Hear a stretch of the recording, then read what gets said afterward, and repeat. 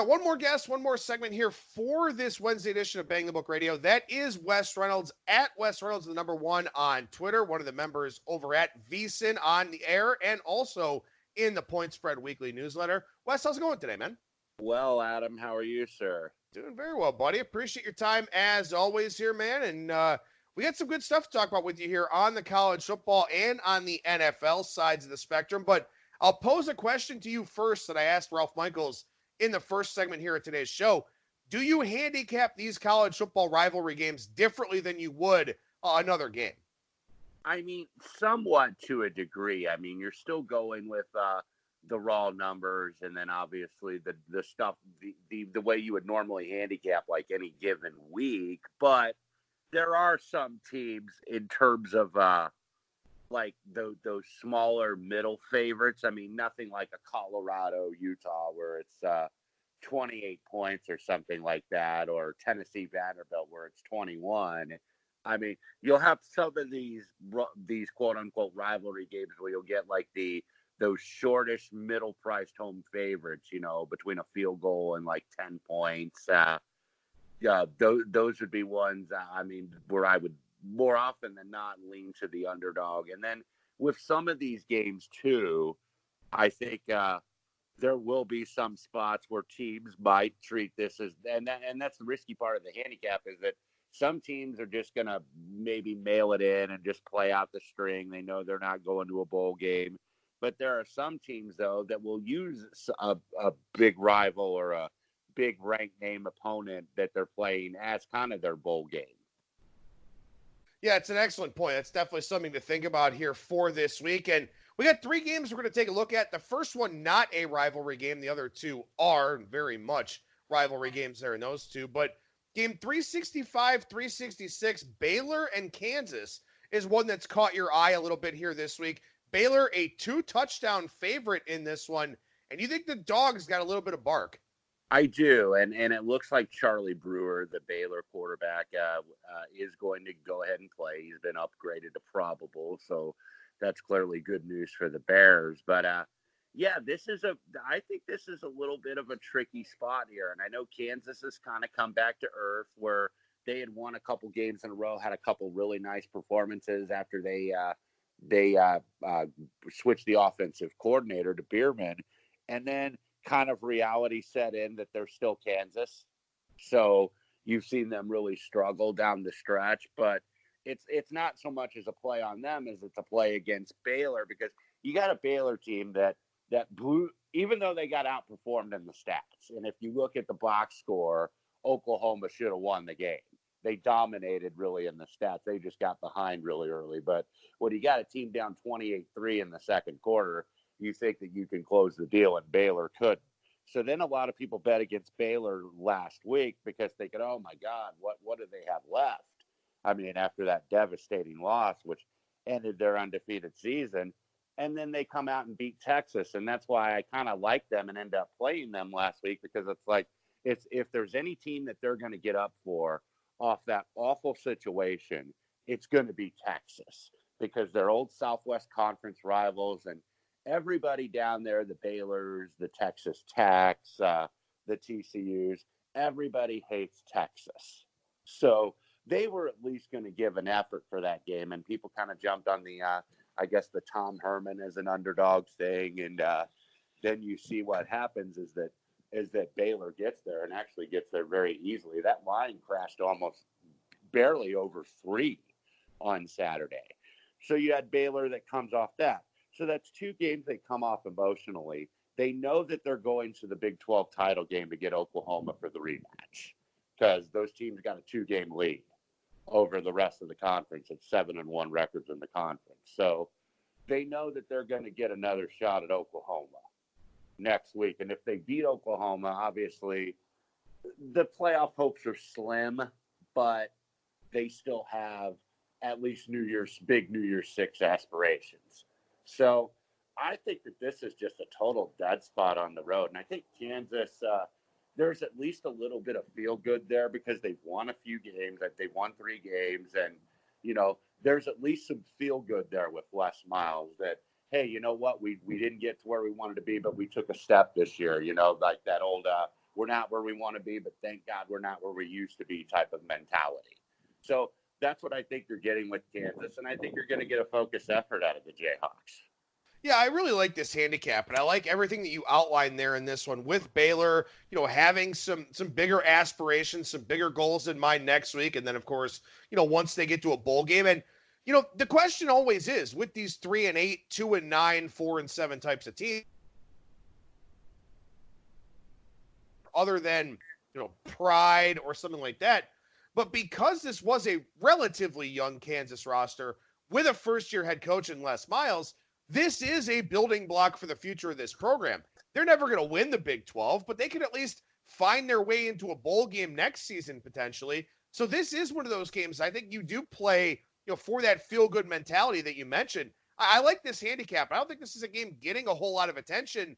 I think it will when we start to see some more movement on this one, but I do like this handicap, and I do agree with your assessment of the game. We step down one spot on the board here. Game 367, 368 is Ohio State against that team up north. And much to my chagrin, although I'm probably going to agree with your take here, you do like the underdog in this one.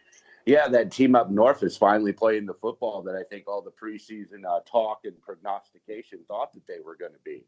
And look, I know it's tough to take Michigan. It's tough to fade Ohio State any week. I mean, I have them rated number one personally, but and really, if you looked at the schedule dynamics in terms of the amount of quality wins, I think LSU probably has more, so you could fairly put them number one too. But just on the look of Ohio State, and I like what they did in that they saw some adversity for the first time and they were able to respond, even though they didn't get the cover. That could have went sideways real quick when Penn State put 17 points up in 4 minutes. But I think you got a different Michigan team now.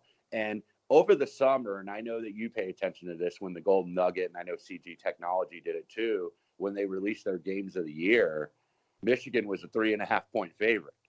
And now you're getting them close to a 10-point underdog. And you can kind of see that there's already some resistance because that's not going up to 10. It may go up on Saturday morning, but I think 10 for some of the sharp guys and some of the math guys is a real take here at home.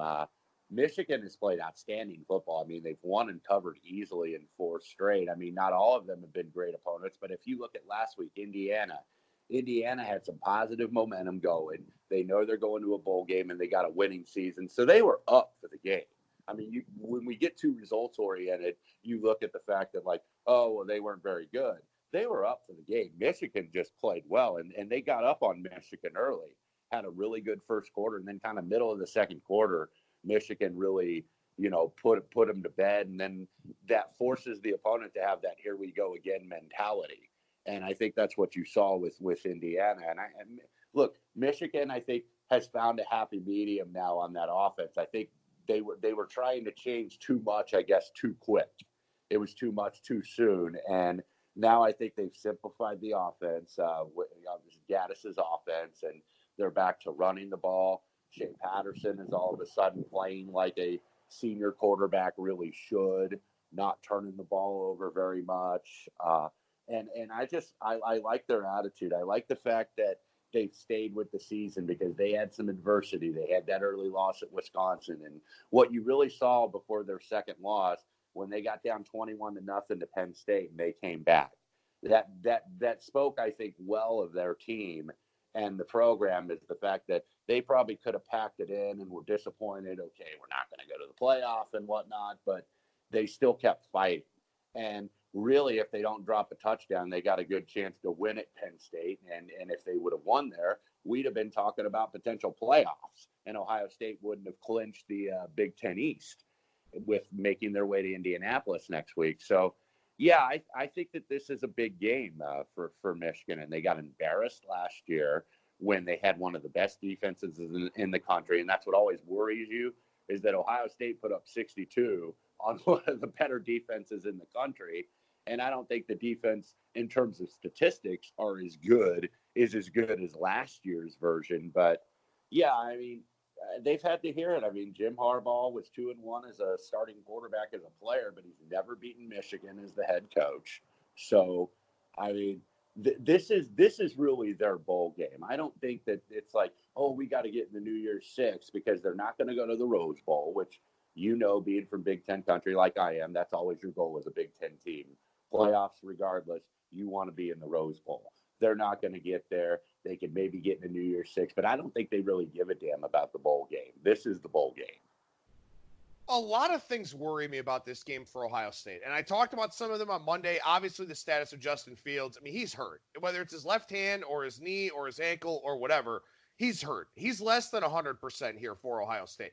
So there is that. Last year, Dwayne Haskins had 6 touchdown passes on 20 completions, threw for almost 400 yards on those 20 completions. Fields is not the arm talent that Dwayne Haskins is.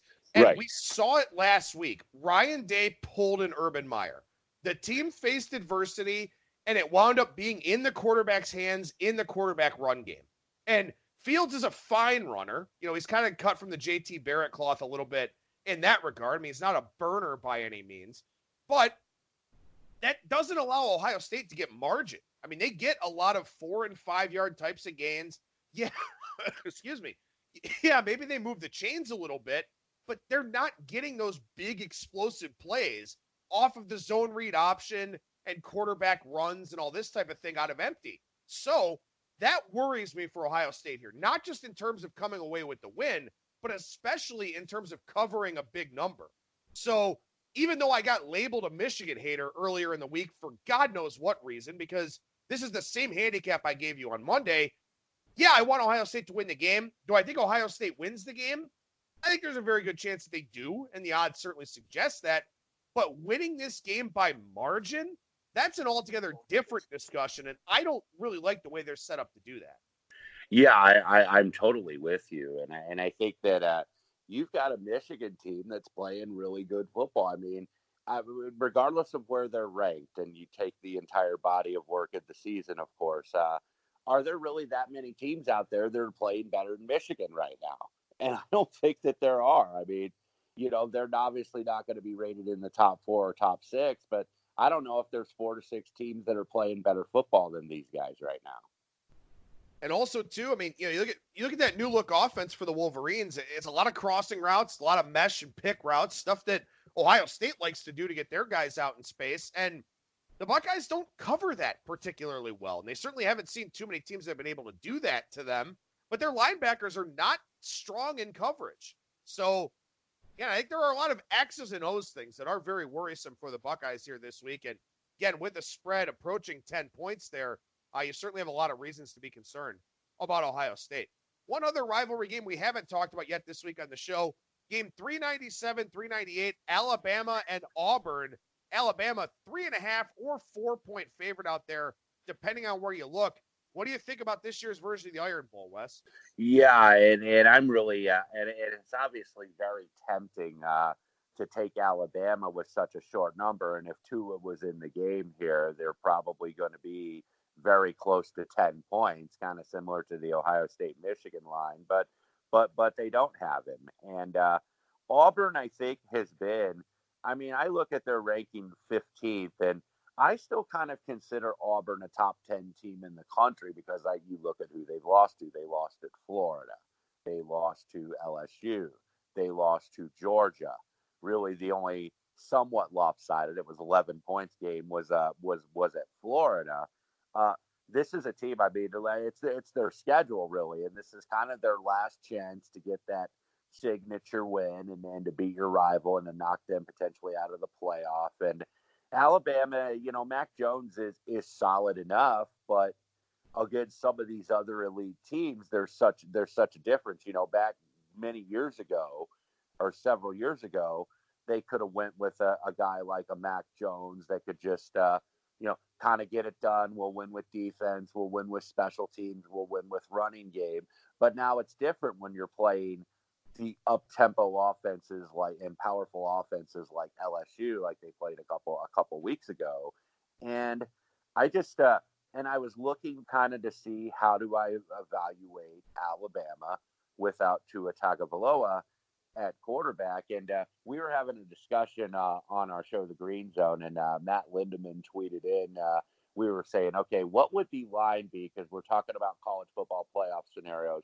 What would the line be on a neutral with Alabama and Utah? And he said Alabama 3-point favorite on a neutral site against Utah. So that tells you really that there is a downgrade here at quarterback. Mac Jones is 2-0 as a starter, but he beat Arkansas and he beat Western Carolina.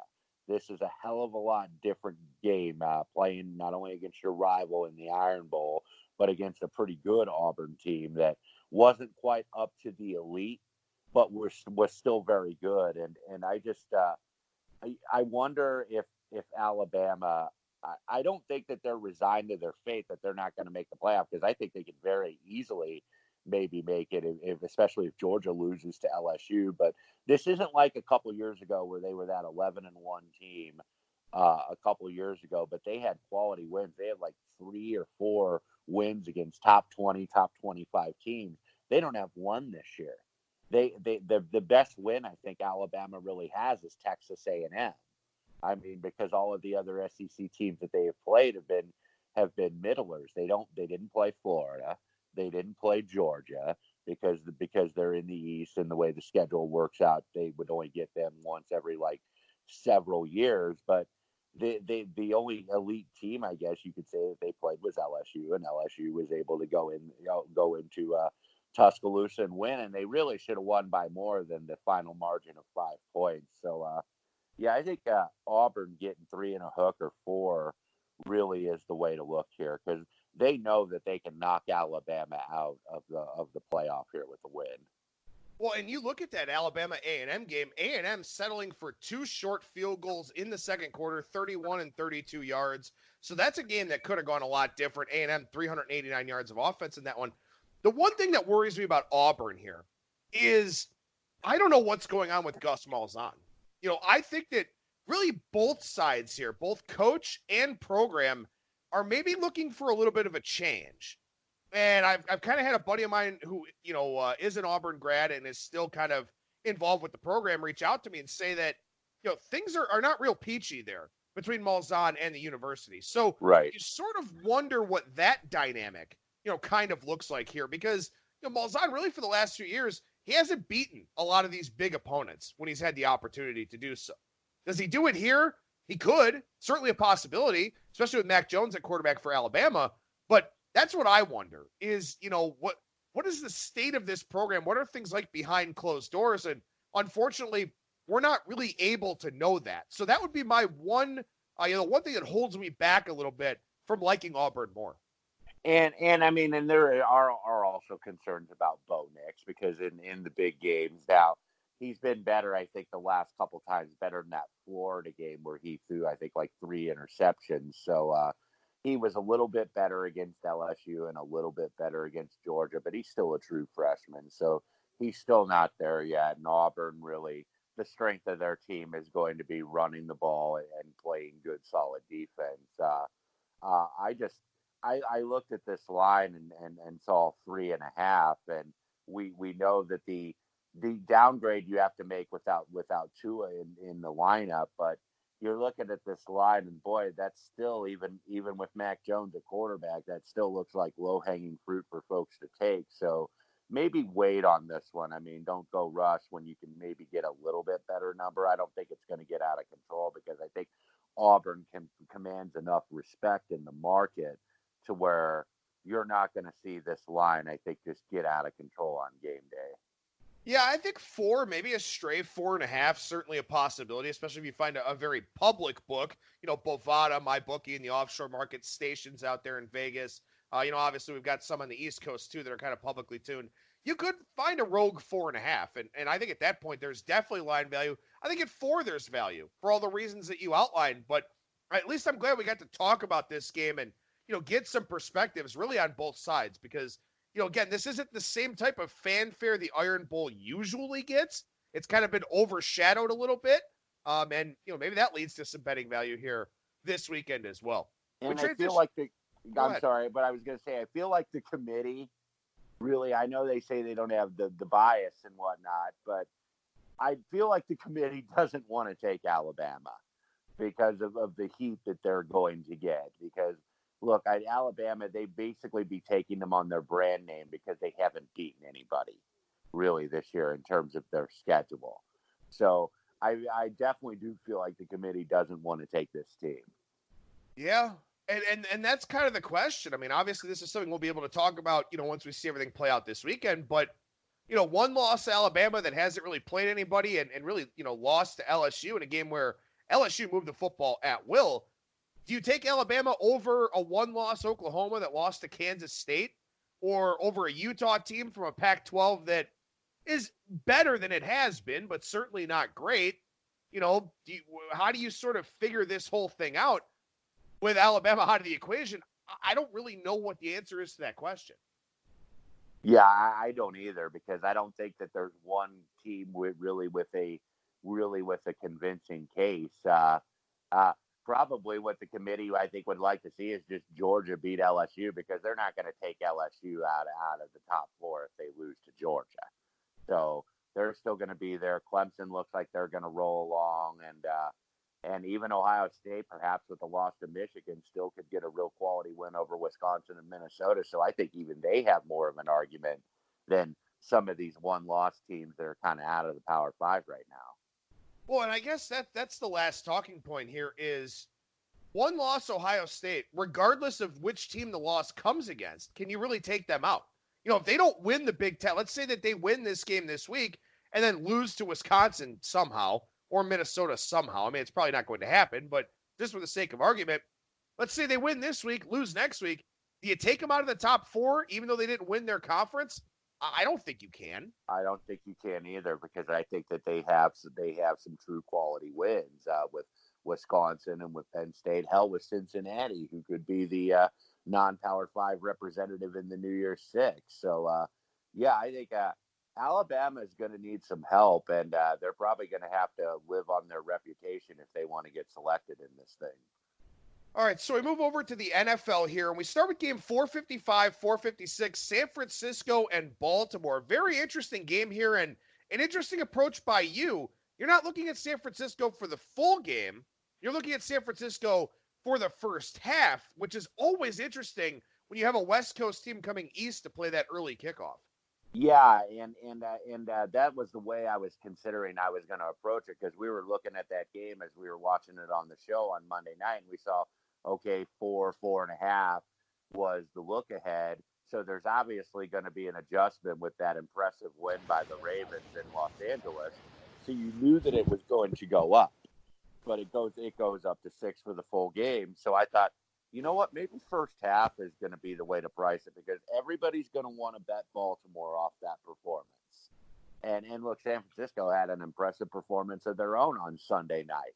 So, and I looked at that and I just thought, one of the things that does get kind of overplayed a little bit is this West Coast traveling to East Coast.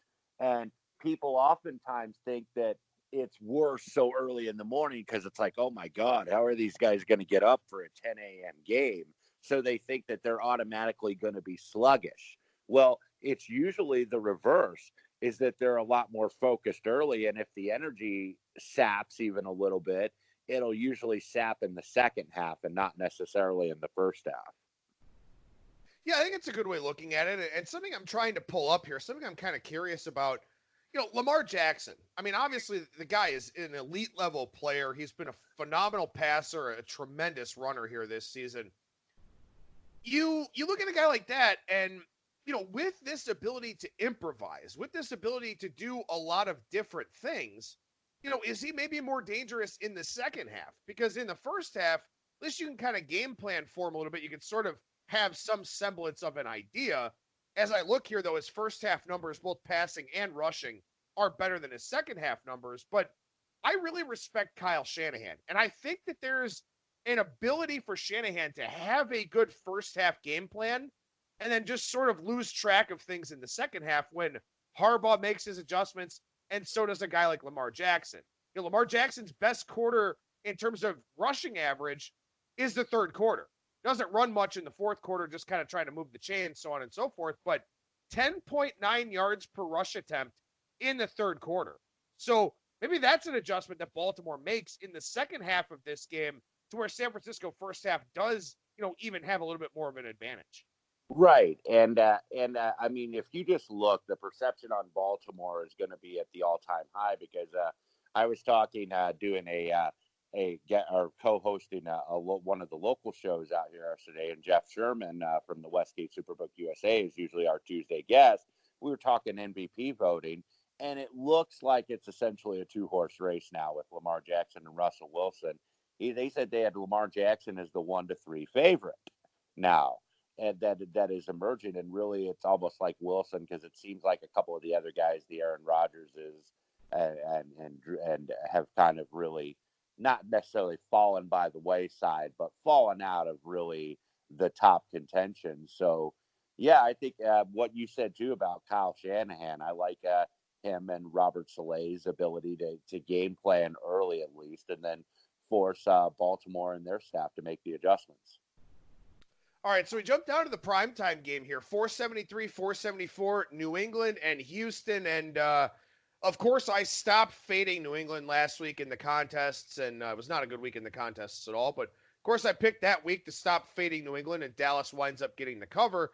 Now New England goes on the road as a 3.5-point favorite against the Houston Texans. What do you think about this one? Yeah, I would. I'm likely going to be on the Texans here. I don't know if we use in the contest or not, but was on Dallas last week, and look, Dallas credit New England in the defense and the special teams because they kept the defense, they kept them out of the end zone.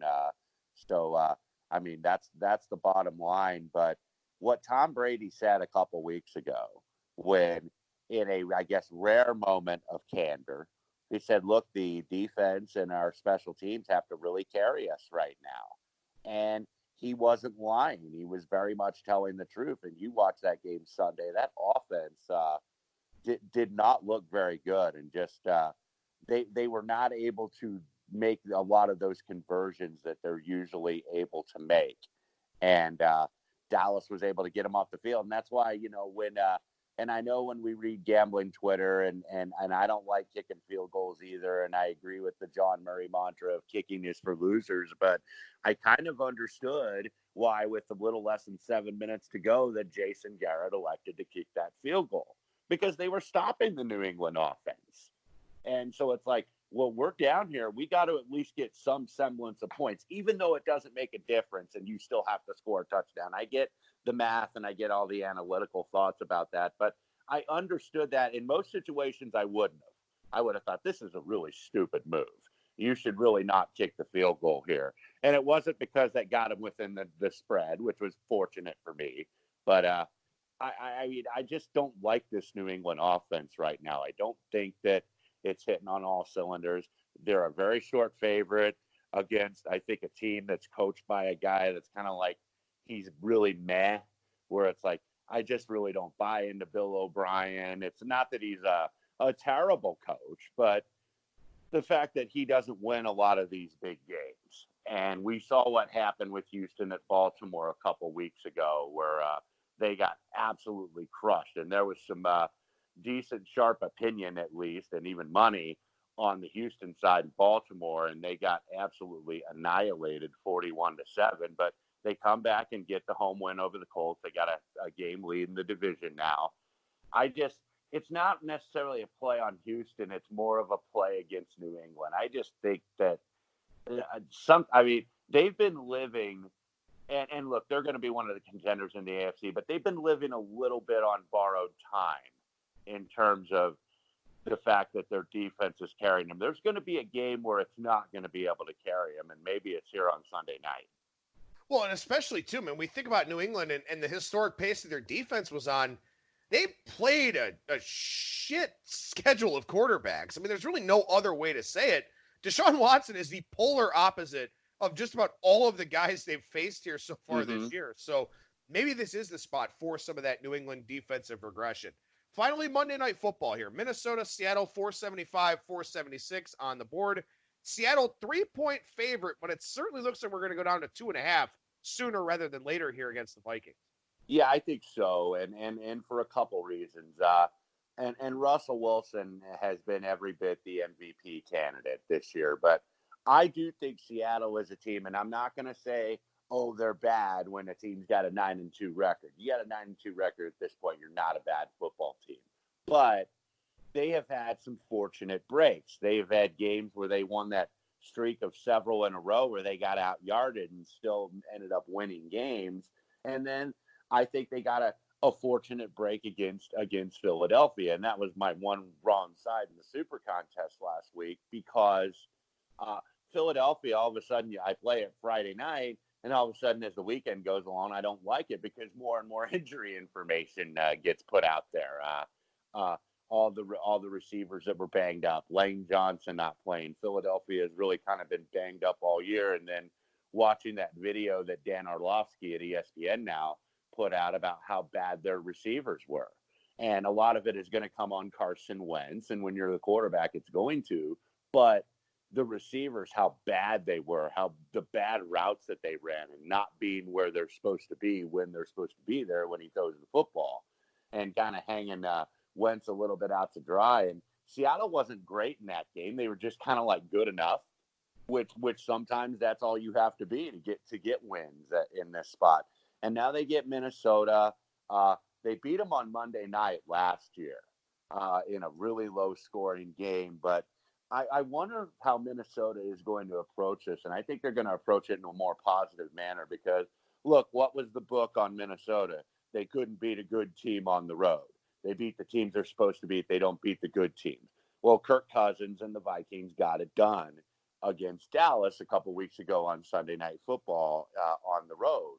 So now I kind of think that monkey is a little bit off their back, a little bit, because they don't have to constantly hear about it, because when something is like that, the media is always going to hit those narratives and always going to hit those points over and over again, because it's easy analysis. So that's what they were doing, I think, with Kirk Cousins can't win on the road. Well, he couldn't until he could. It was kind of like, when a golfer like a Sergio Garcia, well, he sucks. He's never won a major until he finally did. So that's kind of what happens, because, it's that old, I'm from Missouri, you got to show me. And Kirk Cousins, I think, finally did. And yeah, I do like the Vikings here. And these are actually the two wild card teams right now, with a 9-2 record is Seattle, and then an 8-3 record is Minnesota.